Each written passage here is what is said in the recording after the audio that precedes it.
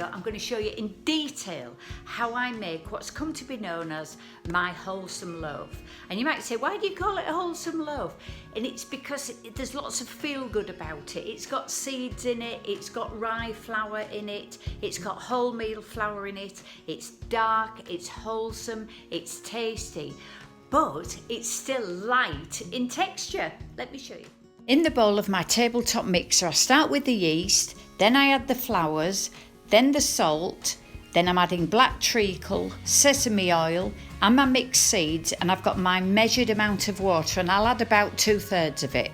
Start the mixer going, and then when everything starts to clump together, you can add maybe another tablespoon of your water.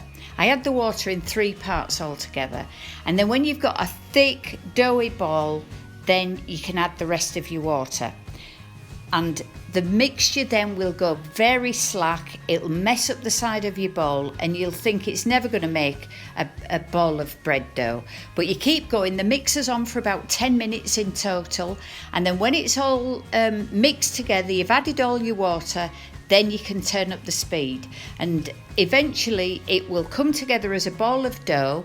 The sides of your bowl will be completely clean, and at that point you can turn it out onto your worktop to give it a final knead. And look how clean the bowl is. And then I'm just going to give it a quick knead and then put it into a grease bowl. The machine's done all the work. If you grease your hands with oil, you'll find it doesn't stick to your hands.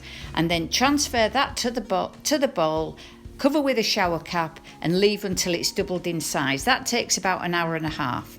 And then turn it out onto your worktop. Just gently squash out some of the air bubbles. And then I've left this at real time so that you can see what I'm doing. I'm folding from the outside inwards, and all the time I'm tightening that dough because I want a round ball of a loaf, and I just keep working round in circles until it's tight, and then I turn it the right way round and just keep working it round and round and round, and you can feel it tighten as you go.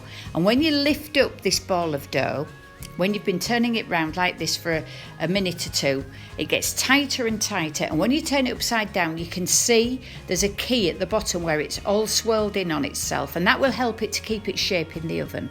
And then you prove it for 50 minutes, transfer it onto a preheated baking sheet, and then when it's baked for half an hour, you've got the most glorious wholesome loaf.